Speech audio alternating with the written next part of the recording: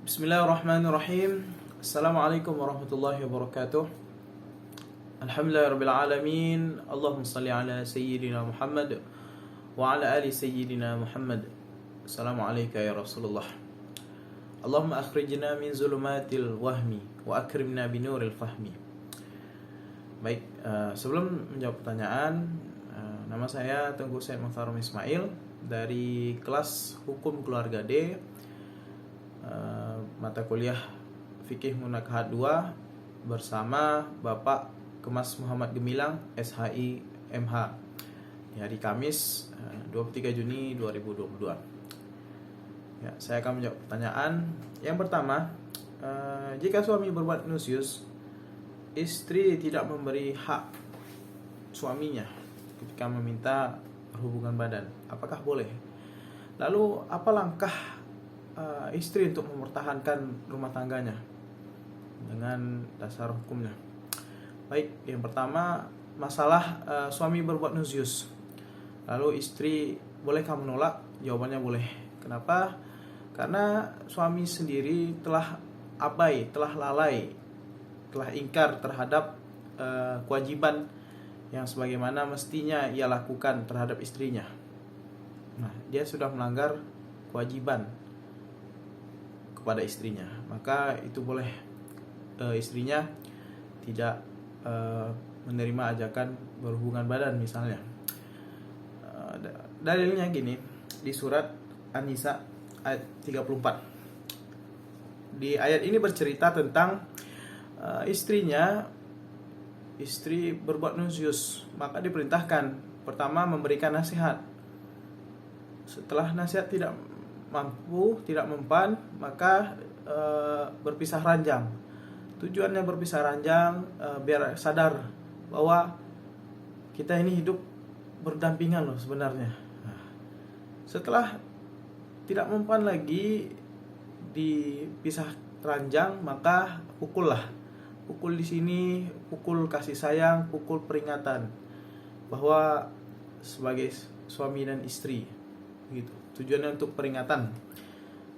Nah, itu di surat An-Nisa ayat 34. Lanjutnya di surat An-Nisa ayat 128 itu bercerita tentang suami yang nusyuz. Di sini di ayat 34 tadi bercerita tentang istri yang nusyuz. Di sini bercerita tentang suami yang nusyuz. Nah, di sini diperintahkan untuk istri bersabar. Dan di akhir ayat kedua ayat ini bercerita tentang nusyuz, suami ataupun istri. Allah Maha Tinggi lagi Maha Besar. Allah Maha Teliti apa yang kalian kerjakan. Jadi ketika ayat itu dibuka tentang nusyuz, maka di akhirnya Allah, kembalilah kepada Allah SWT. Itu inti dari ayat nusyuz, ayat tentang masalah nusyuz tadi. Nah, jadi yang dilakukan boleh sesuai dua ayat tadi. Nah, untuk mempertahankan rumah tangganya, istri harus pandai-pandailah mengambil hati suami. Pertama begini, lelaki itu jika disenangkan, dipenuhi perutnya dengan makanan enak, dipuaskan di ranjang, maka hatinya itu akan mudah, akan luluh. Nah, pandai-pandailah istri mengambil hati suami.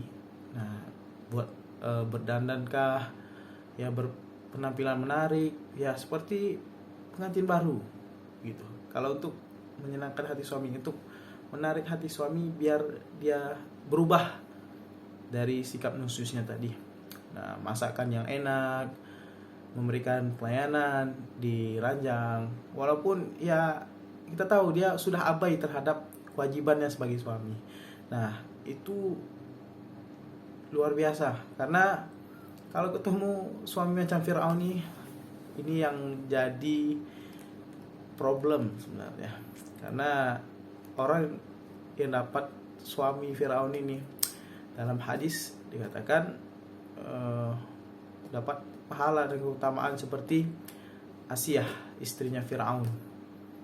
kalau dapatlah suami macam Fir'aun ini. Udah sampai tingkat Fir'aun nih, itu udah luar biasa kejahatan suaminya.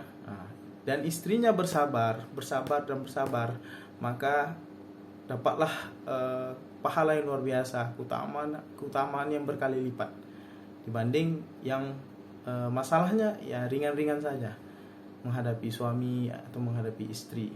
Tapi di sini ditekankan masalah cara istri mempertahankan rumah tangganya. Jadi intinya menahan diri, istrinya harus menahan diri ya.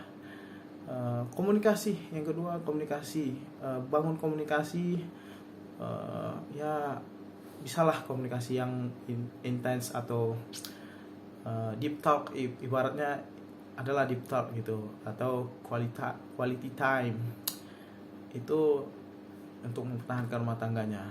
Nah, sebenarnya kalau sudah dipenuhi yang dibilang tadi, maka insya Allah lah hati suami pun luluh, mudah-mudahan. Nah, yang kedua, apa akibat hukum suami mentalak istri? Akibat hukum ketika suami mentalak istri, jika talak raj'i, talak 1 atau talak 2, maka apa yang tadi halal terhadap mereka berdua, maka menjadi haram. Dan tidak boleh melakukan apa yang telah dihalalkan dalam pernikahan. Itu konsekuensi yang pertama. Yang kedua, bisa rujuk kembali selama masa iddah. Jadi ketika masih masa iddah, bisa rujuk kembali tanpa memperbaharui akad. Cukup mengatakan dengan niatan rujuk, maka bisa rujuk. Itu kalau talak raj'i, talak 1 atau talak 2. Tapi kalau sudah talak kubro, sudah 3 kali talak ketiga, maka itu tidak bisa bersatu kembali sampai istri menikah dengan orang lain, kemudian bercerai. Setelah habis masa iddah, baru dia bisa kembali kepada suami yang pertama yang telah mentalaknya. Nah, terus konsekuensi khulu. Kalau khulu berarti istri yang meminta pisah dari suami. Nah, istri yang meminta cerai. Nah, ketika khulu, istri membayar uang iwad, uang tebusan kepada pengadilan. Nah, ketika istri membayar uang tebusan ke pengadilan atau kepada hakim sebagai pengganti tebusan dirinya, maka jatuhlah talak 1 kepada istri. Nah, konsekuensinya apa? Tidak bisa rujuk. Tapi jika ingin kembali, maka harus memperbaharui akad seperti awalnya akad nikah. Nah, ini berbeda antara talak dengan khulu. Nah, kedua konsekuensinya, apa yang tadi dihalalkan maka sudah menjadi haram. Nah, yang dihalalkan selama pernikahan menjadi haram karena sudah terputus. Talak juga terputus. Ini khulu juga terputus. Lanjut pada yang ketiga. Kapan seorang anak boleh memilih dengan orang tuanya setelah bercerai? Artinya seorang anak bisa memilih kepada siapa yang akan ikut setelah orang tua bercerai, dan siapa yang memenuhi kebutuhan anaknya atau nafkahnya. Nah, seorang anak boleh memilih atau ikut kepada salah satu orang tua yang telah bercerai ketika anak itu telah mencapai usia 12 tahun. Nah, kenapa diambil usia 12 tahun?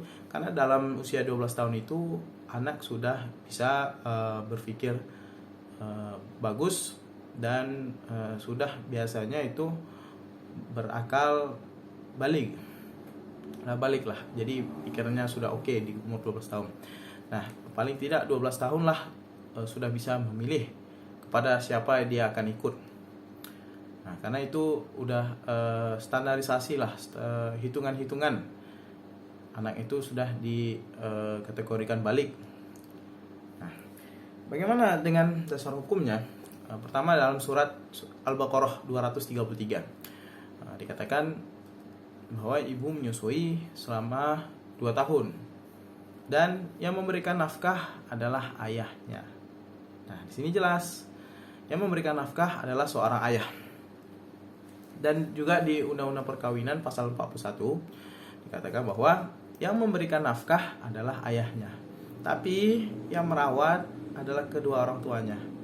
Nah, kenapa kalau nggak kedua orang tuanya, nanti walaupun ya sudah terjadi perceraian, nanti ini akan berpengaruh dengan tumbuh kembang anaknya.